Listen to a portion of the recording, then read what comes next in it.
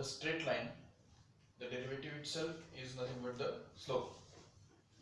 But in case of the curve, like this, the slope of tangent at any point will be the derivative of that point. ठीक है ना? तो इस point के ऊपर का डेरिवेटिव मतलब ही उस पॉइंट पे निकाला हुए टेंजेंट का स्लोप, जो कि tan थीटा भी हुआ करता है, ठीक है नहीं? tan थीटा के बराबर भी होता है। तो ये सब हमने कल देखा था। अभी हम देखेंगे उसके एग्जांपल्स, डेरिवेटिव के क्वेश्चंस देखो ठीक से। Return the question, find the derivative of the, okay पहले वेट पहले हम जो है चेन रूल सीख के लेंगे, चेन रूल, क्योंकि वो भी कभी कभी लगता है। तो जैसे देखो, अगर dy by dx हमको निकालना है और y जो है वो इस अलग फंक्शन का मतलब अलग वेरिएबल का फंक्शन है। समझो कि ये y है, ये u है और ये x है। मतलब y u पे डिपेंड करता है और u x पे डिपेंड करता है। y x पे डायरेक्टली डिपेंड नहीं कर रहा है, वाया u कर रहा है, ठीक है ना? तो इसका मतलब x अगर चेंज होगा तो उसकी वजह से y चेंज होगा, u चेंज होगा, और u जब चेंज होगा तो उसकी वजह से y चेंज होगा। तो इनडायरेक्टली हम बोल सकते हैं कि x के चेंज होने की वजह से y चेंज होगा, बराबर है? तो अभी हमको क्या है ना, we can find out the rate of change of y with respect to u, okay, and we can find out the rate of change of u also with respect to x, but we are interested in finding the rate of change of y with respect to x actually। तो उसको बोलते हैं dy by dx, जो हमने ऊपर लिखा हुआ है, ठीक है? तो in order to find out this dy by dx, what can we do? We can find out the dy by du and du by dx and multiply them together, दोनों को मल्टीप्लाई करने का। तो जैसे देखो, dy by dx मिलने के लिए हम क्या करेंगे, dy by du into du by dx, ये करना मतलब ही चेन रूल, ठीक है? Chain rule. जैसे फॉर एग्जांपल तुमको पता है कि एक्सेलरेशन क्या होता है, dv by dt होता है, क्या नहीं? dv by dt। अब यहाँ पे वेरिएबल्स कौन कौन है, वेलोसिटी और टाइम, बराबर? तो उसको हम बोल सकते हैं कि rate of change of velocity with respect to time is the acceleration, ठीक है?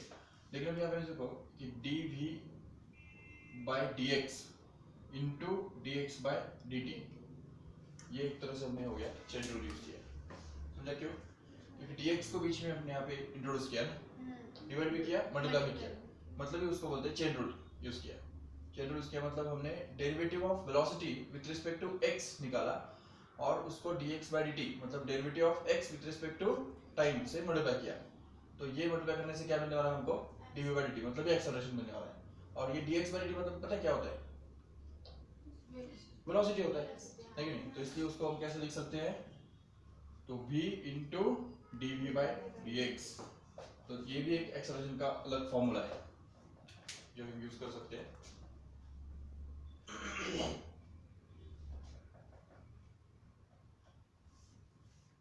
This is called as chain rule.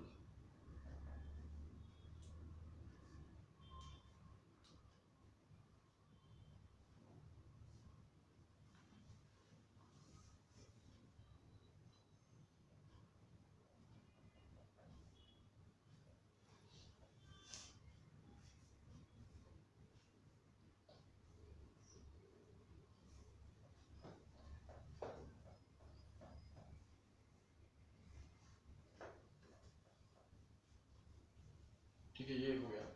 दूसरा एक होता है कि rule for parametric functions, like suppose y जो है वो डिपेंड करता है एक वेरिएबल पे जो t है, ठीक है?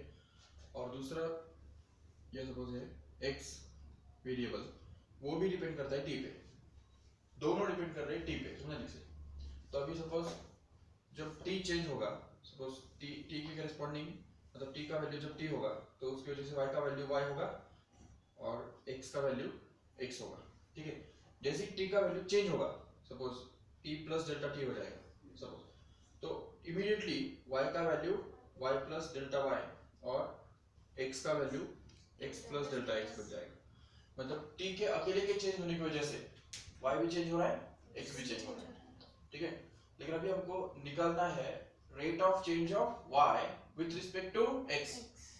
ठीक है, but we cannot find it out directly because y is not expressed in terms of x directly, but we can find out dy by dt. dy by dt मतलब rate of change of y with respect to t can be found out. Rate of change of x with respect to t can also be found out, and we have to divide these two so as to get the rate of change of y with respect to x.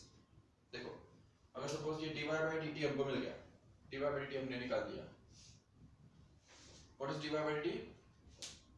Rate of change of y with respect to t. ठीक है, and suppose dx by dt भी निकाल लिया. dx by dt मतलब ही rate of change of x with respect to t. And if we divide these two, ठीक है, इन दोनों को डिवाइड करेंगे. dy by dt को dx by dt से डिवाइड किया तो क्या मिलेगा? dy by dx. Right, dy by dx, which is not easy to find out. ये जो है dy by dx वो हम डायरेक्ट नहीं निकाल सकते, डायरेक्टली नहीं निकाल सकते क्योंकि y x के फॉर्म में एक्सप्रेस किया ही नहीं है.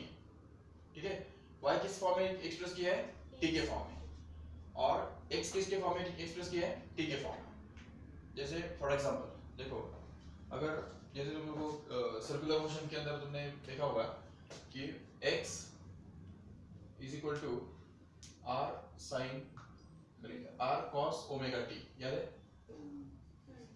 और y जो था वो था r sin omega t, correct कि नहीं? तो अभी ये x जो है वो t के फॉर्म में एक्सप्रेस किया हुआ है और y भी t के फॉर्म में एक्सप्रेस किया है. दोनों t के फंक्शंस है ना, लेकिन x और y के बीच में रिलेशनशिप पता है क्या हमको? नहीं पता है. तो ऐसे केस में हम अगर dy by dx चाहते हैं, dy by dx निकालना चाहते हैं तो क्या करेंगे? तो उसके लिए हमको पहले dx by dt निकालना पड़ेगा. इसका डेरिवेटिव निकालना पड़ेगा, इसका डेरिवेटिव निकालना पड़ेगा और दोनों का रेशियो लेना पड़ेगा, तब जाके हमको dy by dx मिलेगा. समझे लिख से? तो ऐसा बहुत बार होता है कि दो वेरिएबल्स होते हैं और वो दोनों वेरिएबल्स किसी तीसरे वेरिएबल के फॉर्म में एक्सप्रेस किए हुए होते हैं. तो ऐसे केस में हमको क्या करना होता है? दोनों का रेट ऑफ चेंज निकालना होता है उस तीसरे वेरिएबल के विद रिस्पेक्ट टू और दोनों को डिवाइड करना होता है, जिससे हमको एक वेरिएबल का rate of change with respect to दूसरा वेरिएबल मिल जाता है. ठीक है, तो dy by dx निकालने के लिए हम क्या करेंगे? dy by dt को dx by dt से डिवाइड करेंगे. ठीक है, तो ये दोनों डेरिवेटिव्स है, याद रखो. अब इसको ऐसा मत समझो कि dy by dt मतलब ratio of dy and dt. नहीं, ये बहुत बेसिक बात है एक्चुअली. तो वो तुम्हें ही बतानी चाहिए, एक्चुअली तुमको ही पता होना चाहिए. What is the difference between dy by dt या dy by dx and जो हमने कल देखा था y2 minus y1 upon x2 minus x1? क्या डिफरेंस है इन दोनों के बीच में? चलो लाइन के लिए तो सेम है, नो डाउट, लाइन के लिए सेम है, दोनों में कोई डिफरेंस नहीं है. लेकिन कर्व के लिए क्या है? कर्व के लिए तो अलग अलग है ही नहीं वो दोनों. ठीक है, क्या डिफरेंस है दोनों के बीच में बताओ? dy by dx stands for rate of change of y with respect to x at a particular point, बराबर? And if we consider about y2 minus y1 upon x2 minus x1, there should be 2 points somewhere, right? So if we join them by a chord, then the slope of that chord will be y2 minus y1 upon x2 minus x1. ठीक है, तो ये y2 minus y1 upon x2 minus x1 कौन होता है? Slope of chord. और dy by dx माना क्या होता है? Slope of tangent. कितना बड़ा डिफरेंस है, ठीक है? dy by dx is nothing but the slope of tangent, whereas y2 minus y1 upon x2 minus x1 is going to be the slope of chord joining the 2 points whose coordinates are x1 y1 and x2 y2. ठीक है? Sir इसका derivative minus cot x है. किसका? dy by dx. हाँ हाँ बराबर, क्योंकि देखो dx by dt कितना आएगा?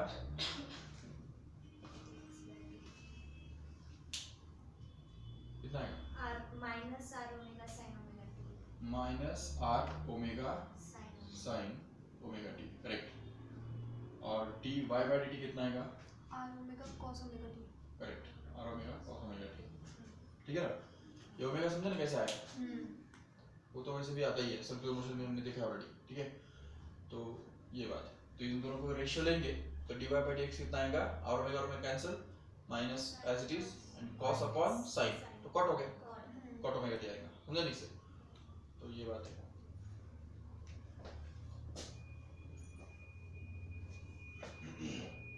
अच्छा तो चलो ठीक है, ये तो समझ लिया कि dy by dx माना क्या, स्लोप ऑफ टेंजेंट, और y2 minus r upon x2 minus x1 मतलब स्लोप ऑफ कॉर्ड, वो समझ में आया। और एक बात याद रखो ठीक से कि dy by dx जो है dy by dx, क्योंकि dy by dx निकालने के लिए हम क्या करते हैं पता है ना, एक ये पॉइंट ले लेते हैं जिसके कोऑर्डिनेट्स x, y है, बराबर, और दूसरा पॉइंट कौन सा लेते हैं, दूसरा पॉइंट कौन सा लेते हैं, क्योंकि स्लोप निकालने के लिए दो पॉइंट्स तो लगेंगे ही ना, भले टेंजेंट का निकालना है लेकिन फिर भी दो पॉइंट्स तो लगेंगे, तो दूसरा पॉइंट कहां पे लेते हैं, उससे थोड़ा दूर, थोड़ा दूर, कल जैसे किया था ना हमने, थोड़ा दूर, तो उसके लिए क्या सिंबल क्या है उसके लिए, बराबर। अभी ठीक है, h लेना है तो h ले सकते हो, या तो अगर ये जो पॉइंट है ना, ये दूसरा पॉइंट राइट, उसके कोऑर्डिनेट्स हम ऐसा भी तो बोल सकते हैं ना, x plus delta x and y plus delta y, क्या फर्क पड़ता है? वैसे भी h मतलब क्या था, इंक्रीमेंट, और डेल्टा x माने क्या है, इंक्रीमेंट ही तो है, डेल्टा मतलब वेरी स्मॉल, ठीक है, और x मतलब x के अंदर इंक्रीमेंट है ना वो, तो इसलिए उसको क्या बोला, डेल्टा x, ठीक है, और इसके अंदर y के अंदर इंक्रीमेंट कितना है, डेल्टा y, छोटे छोटे इंक्रीमेंट्स है वो, ठीक है, ये x के अंदर का इंक्रीमेंट और ये y के अंदर का इंक्रीमेंट। अभी मुझे बताओ, ये दो पॉइंट्स को ज्वाइन करने वाले कॉर्ड का स्लोप क्या बनेगा, एक पॉइंट के कोऑर्डिनेट्स x y और दूसरे पॉइंट के कोऑर्डिनेट्स ये है, तो इन दोनों को ज्वाइन करने वाला जो कॉर्ड है ये, उसका स्लोप कितना बनेगा, करेक्ट, करेक्ट, बराबर, ठीक है ना, तो ये जो हमको मिलेगा y plus delta y minus y divide by x plus delta x minus x, ये जो बनेगा ना, ये actually y y cancel, x x cancel और बचेगा delta y upon delta x, बराबर है। अब ये delta y upon delta x जो है वही हमारा डेरिवेटिव है क्या, नहीं, क्यों, तो इंक्रीमेंट का रेशियो है ना वो, y के अंदर का इंक्रीमेंट और x के अंदर का इंक्रीमेंट, उनका रेशियो कौन है, ये delta y upon delta x, ठीक है, तो उसको डेरिवेटिव बनाने के लिए क्या करना पड़ेगा, बिल्कुल बिल्कुल लिमिट निकालना पड़ेगा इसका, ठीक है ना, that means we have to apply the limit of this as delta x tends towards 0, delta x को हमको 0 कराना है, तो जितना डेल्टा x 0 होगा तो उसकी वजह से ये पॉइंट करीब आएगा, and the chord will go on becoming more and more close to tangent, and ultimately when this delta x will shrink to 0, at that time this chord will become tangent। Imagine करो उसको ठीक से, दिखा नहीं सकते क्योंकि अभी 1 minute हो गया और, ठीक है, तो इसको और नजदीक लाएंगे तो हम ये तो समझ सकते हैं कि जितना वो नजदीक आएगा उतना कॉर्ड और सेगमेंट जो है, कर्व का सेगमेंट जो है, उनके बीच में फर्क कम कम होता जाएगा, ठीक है, और इन द लिमिटिंग केस क्या होगा कि ये कॉर्ड इतना छोटा बनेगा जो कॉर्ड और टेंजेंट में कोई फर्क नहीं रहेगा, ठीक है ना, और उस समय का उसका जो स्लोप रहेगा वही वहां पे dy by dx बनेगा, समझे ठीक से। तो basically what is difference between dy by dx and delta y by delta x is delta y by delta x is just the ratio of increments in y and x, right, but dy by dx is not the ratio but it is the limit of ratio, ठीक है, limit of that ratio. अभी वो limit जो आएगा वो अगर मान लो 4 आ गया तो 4 ही हमारा dy by dx है, लेकिन अभी dy by dx equal to 4 है, इसका मतलब ये नहीं है कि dy is 4 and dx is 1, बिल्कुल नहीं, ठीक है, तो रेशियो का जो लिमिट आया वो लिमिट रेशियो होना जरूरी नहीं है, ठीक है, रेशियो का लिमिट एक कॉन्क्रीट नंबर भी तो हो सकता है ना, 4.25 के जैसा, बस वो नंबर है, it is not a ratio actually, ये हमको बिल्कुल क्लियर करना है कि dy by dx is not the ratio even if its symbols seem to be, उसका सिंबल हमको रेशियो के जैसा दिख रहा है, उसका रीजन है, अलग रीजन है, लेकिन इसका मतलब ये नहीं है कि वो रेशियो है, dy अलग और dx अलग, ऐसा बिल्कुल नहीं है, ठीक है, तो यहाँ पे भी हम बोल रहे हैं कि ये dy by dx equal to dy by du into du by dx, इसमें कोई लोग समझते हैं कि यहाँ पे du से हमने मल्टीप्लाई डिवाइड किया है, ये समझाने के लिए एक्सप्लेन किया जाता है, लेकिन एक्चुअली वैसा भी नहीं है, एक्चुअली वैसा नहीं है,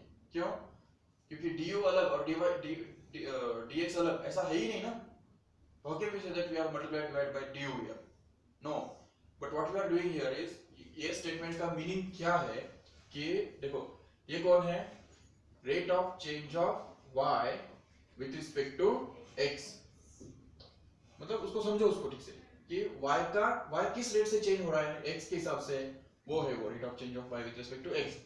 मतलब divide by dx. It's going to be a complex number is equal to the product of rate of change of y with respect to u and rate of change of u with respect to x. वो rate of changes का product है. इन दो rates of changes का product ये rate of change होता है. ये उस कहने का मतलब है. ये इतना सिंपल नहीं कि ये du कैंसिल हो गया और dy by dx आ गया. बिल्कुल नहीं, ऐसा नहीं समझना है उसको. ठीक है. क्योंकि देखो जब हमने कल देखा था कि y जब x स्क्वायर था, याद है, तो उस समय हमने क्या बोला था, dy by dx is equal to 2x. अब ये 2x थोड़ी रेशियो है कि नहीं, वो तो लिमिट ऑफ रेशियो है, इसलिए वो एक ही नंबर है ना. तो dy by dx का वैल्यू ही वो है. इसको हम ऐसा इंटरप्रेट कर सकते हैं, देखो dy by dx करना मतलब ये डेरिवेटिव निकालना मतलब दोनों तरफ एक ऑपरेटर अप्लाई करना. कौन सा operator, dy by dx. Derivative is just like a operator which can operate on both sides at a time. तो यहाँ पे आएगा d by dx of y, समझे लिख से, और इस तरफ क्या मिल गया, d by dx of x square. ठीक है ना. अभी d by dx of y मतलब ही dy by dx, लेकिन again dy by dx is not the ratio of dy and dx but it is interpreted as this here. इसका symbol ये है. ठीक है. ऐसा नहीं कि dy अलग है और dx अलग है, ये इसको रिप्रेजेंट करता है वो. ठीक है. अब ये तो एक ही नंबर है ना. इसका मतलब क्या हुआ कि y का डेरिवेटिव मतलब y का rate of change with respect to x. समझे लिख से, इसका मीनिंग अलग है. और इधर भी जो बचेगा वो तुमको पता ऑलरेडी, वो 2x ही बनता है अकॉर्डिंग टू फॉर्मूला. ठीक है नहीं. तो इसलिए ये हमको मिलता है dy by dx equal to 2x. तो समझा लिख dy by dx का मतलब ये नहीं है कि dy अलग और dx अलग, लेकिन it is the limit of that ratio. वो delta y upon delta x को बोल सकते हैं, डेल्टा y अलग डेल्टा x अलग, इसको बोल दे सकते हो वैसा, इसको कभी नहीं बोल सकते. ठीक है. इसमें dy और dx is the compact thing, it's a single thing only. You can not separate dy and dx like that. अब यहाँ पे भी देखो dy by dt और dx by dt का रेशियो dy by dx होता है. ये कहना तो ऐसे हो गया जैसे dt कैंसिल हो गया और dy by dx आ गया, ऐसे बोल सकते हैं इसको नहीं. क्यों? क्योंकि ऐसा dt कैंसिल नहीं होता है. तो होता क्या actually, rate of change of y with respect to t upon the rate of change of x with respect to t gives us the rate of change of y with respect to x actually. ठीक है ना. ये rule है और उसकी वजह से हमको dy by dx मिलता है as ratio of dy by dt to dx by dt. क्योंकि अभी देखो यहाँ पे dy by dt जो है it's not a ratio because we have found out it differently ना. वहां पे हमने कैसे फाइंड किया उसको, रेशियो के हिसाब से फाइंड किया क्या, बिल्कुल नहीं. रेशियो में थोड़ी फाइंड किया हमने dy by dt वहां पे करके देखो कैसे किया था, याद है ना. इसको डिफरेंशिएट किया था हमने, मतलब हमने इसके ऊपर ऑपरेटर अप्लाई किया ना, वो dy by dt वाला ऑपरेटर. तो जब दोनों तरफ अप्लाई किया तो इस तरफ हमको क्या मिला, dy by dt, और इस तरफ क्या मिला, minus r omega into cos omega t. बराबर. अभी r omega into cos omega t के अंदर dy कौन है और dt कौन है, सवाल ही नहीं पैदा होता. क्यों? क्योंकि dy अलग और dt अलग है ही नहीं. ठीक है. वो एक ही सिंगल चीज है, इसलिए वो dy by dt पूरा वो dy by t बन गया. राइट. और जब हमने इसको ऑपरेटर अप्लाई किया तो वो minus r omega into sin omega t मिल गया. वही हमारा dx by dt बन गया. और उनको दोनों को हमको डिवाइड करना है तो उसमें तो कुछ क्या dt कैंसिल हो जाएगा, सवाल ही पैदा होता है कि नहीं. क्योंकि वो रेट ऑफ चेंजेस है, रेट ऑफ चेंज उसका मीनिंग अलग है और उसको अलग तरीके से ही हमको कैलकुलेट करना होता है. याद से याद से. तीसरी बात कि if we want to find out dy by dx but suppose we don't have y expressed in terms of x, okay, instead x is expressed in terms of y, then we can do one thing, we can find out dx by dt, sorry, dx by dy and take just reciprocal of that so as to get dy by dx. समझे कैसे.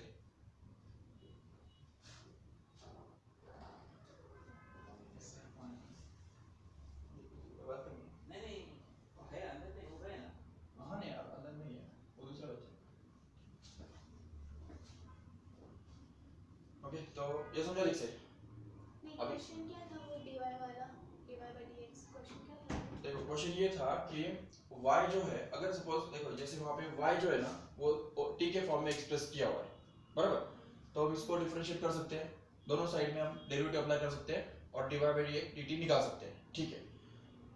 अभी suppose जैसे for example y is expressed as suppose sin of x ऐसा दिया है, ठीक है ना, तो इसकी वजह से हम यहाँ पे dy by dx आराम से निकाल सकते हैं और वो हमको मिल जाएगा cos x, नो डाउट, ठीक है।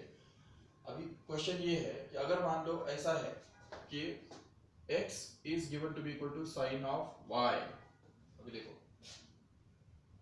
ठीक है, x is expressed as sin of y, अभी तुमको निकालना क्या है, dy by dx निकालना है, लेकिन तुम डायरेक्ट निकाल ही नहीं सकते उसको क्योंकि y को x के फॉर्म में एक्सप्रेस किया ही नहीं ना, उल्टा x को y के फॉर्म में एक्सप्रेस करके रखा है, ठीक है नहीं, तो अब यहाँ पे तुमको क्या निकालना इजी है, dx by dy निकालना इजी है ना, समझा कैसे, क्योंकि dx by dy निकालना कौन सी बड़ी बात है, दोनों तरफ d by dy जोड़ दो, दोनों तरफ हाँ? तो इधर जोड़ दिया d by dy of x, इधर जोड़ दिया d by dy of sin y, correct है। अभी इसमें अगर इसको करेंगे तो ये dx by dy बन जाएगा, जिसका मीनिंग क्या होगा, rate of change of x with respect to y, okay, which will be equal to simply cos y, बराबर है, but what we want, correct, we want the rate of change of y with respect to x, no worry, just put it here, okay, ये जो dx by dy का value है वो यहाँ पे रख दो, उससे हमको क्या मिलेगा 1 upon cos y, ये हमारा बनेगा dy by dx, समझे ठीक से।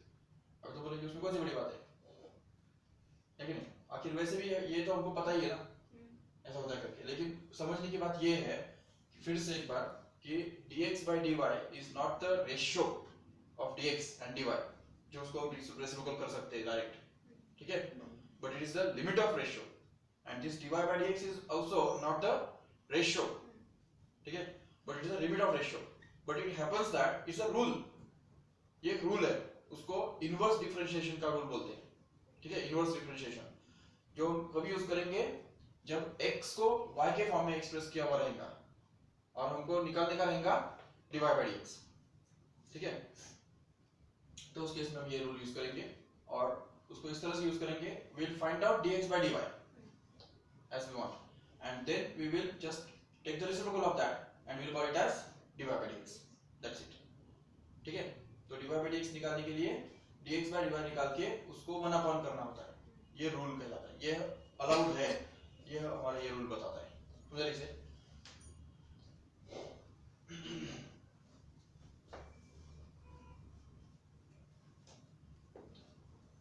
और एक बात होती है जिसको बोलते हैं डबल डेरिवेटिव, ठीक है ना, डबल डेरिवेटिव मतलब क्या, जैसे सपोज एक वेलोसिटी जो है वो हमको पता है already, it is the rate of change of displacement, sorry हाँ rate of change of displacement with respect to time, right, but already acceleration is the rate of change of velocity itself with respect to time, so if you put this here then we can get this as acceleration is equal to the d by dt of ये d by dt, इसको ऐसा लिख सकते हैं ना d by dt of v, okay, अभी इस v के बदले ये डाल दिया तो क्या बनेगा, ये dx by dt बनेगा, तो इसको हम बोलते हैं acceleration of is nothing but the d square x by dt square।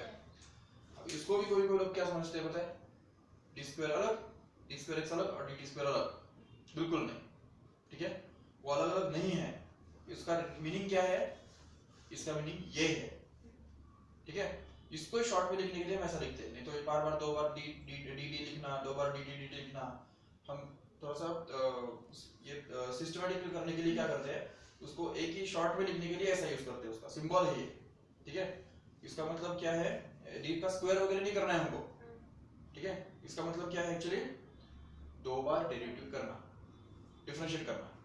For example अगर तुमको दिया है कि x इक्वल टू यही ले लो suppose x equal to r omega t sin r omega t है सपोज, और तुमको निकालना क्या है d square x by dt square निकालना है, तो कैसे निकालेंगे,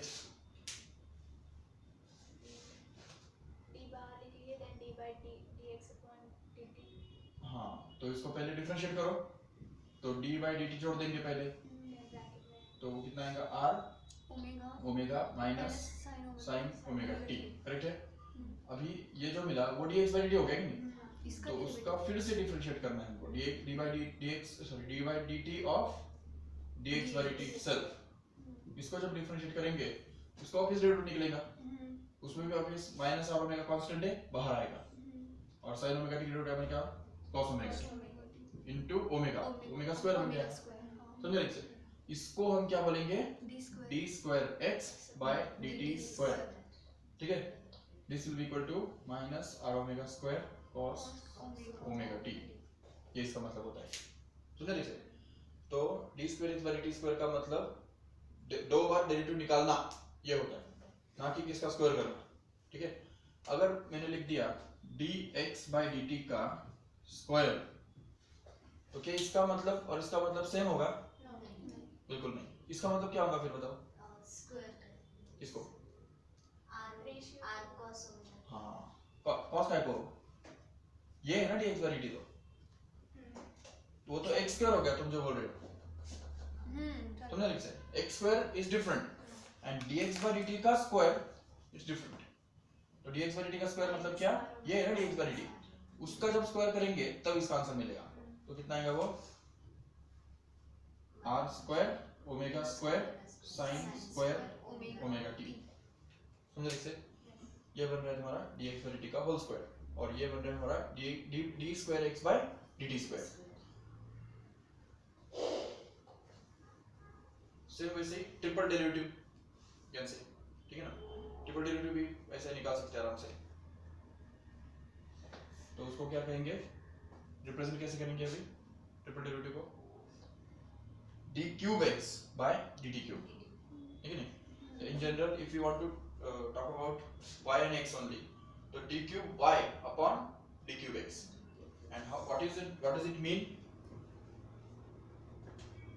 D cube y upon D X cube का मतलब क्या है, किसका क्यूब है वो,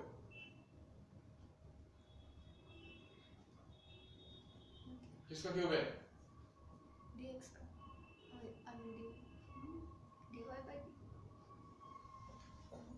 D cube X Y by D X cube, d square x upon dt square. हाँ उसका क्यूब है, वो किसका भी क्यूब नहीं है। क्या बोल रहा हूँ कितनी देर से, अभी अभी बोला कि नहीं, वो ये स्क्वायर अलग होता है, ये अलग होता है, वो एक होल है किसी, हाँ वो एक ही नंबर है, लेकिन उसका मतलब क्या है, what is meaning of this, d square x upon dt square का डेरिवेटिव। हाँ समझा लिख से, D square x upon x D T square का वापस डेरिवेटिव, ठीक है, मतलब तीसरा डेरिवेटिव हो गया ना वो, इसलिए थर्ड नंबर आ रहा है उसमें, तीसरा डेरिवेटिव, समझा लिख से। तो वो बन गया d by dx of d square y by dx square. अभी y x है ना यहाँ पे, जब x t रहेगा तो x t उसके हिसाब से, अगर y x रहेगा तो y x के हिसाब से, ठीक है। इसका भी मतलब क्या है बताओ, इसका अंदर वाले का मतलब क्या है, d upon dx of dy upon dx। हाँ, तो ये बन गया d by dx बाहर एज इट इज है, अभी इसका मतलब लिख रहे हो तो d by dx of dx by नहीं dy by dx, समझे इसे। अभी इसको भी उसने जो एक गलती किया, तुमने क्या बोला कि d by dx into dy by dx ऐसा बोला, वो into करेक्ट नहीं है, हाँ into नहीं बोल सकते उसको, क्या बोलने का उसको, हाँ डेरिवेटिव ऑफ, वो तो वर्ड्स में बोलेंगे तो ठीक ही है ना, लेकिन d by dx के फॉर्म में बोल के दिखाओ क्या है वो, d by dx d by dx of dy by dx, into नहीं ना, ऑफ, समझे लिख से, ऑफ मतलब उसका डेरिवेटिव ना वो, ऐसे d by dx मतलब डेरिवेटिव किसका, dy by dx का, वो ऑलरेडी डेरिवेटिव है, तो ये ऑलरेडी डेरिवेटिव उस डेरिवेटिव का डेरिवेटिव और उस डेरिवेटिव का वापस डेरिवेटिव, तीसरा डेरिवेटिव है ना, इसलिए d cube by dx cube, ऐसे उसको सिंबलिकली लिखते हैं, उसका मतलब वो किसका क्यूब नहीं है, ठीक है। वो तीन बार डेरिवेटिव निकाल के जो रिजल्ट मिलता है वो रिजल्ट इस सिंबल से डिनोट किया जाता है, ठीक है।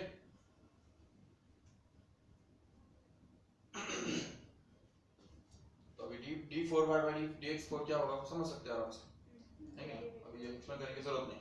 5 6 7 8 जितना भी होगा ऊपर वो आया इसका मतलब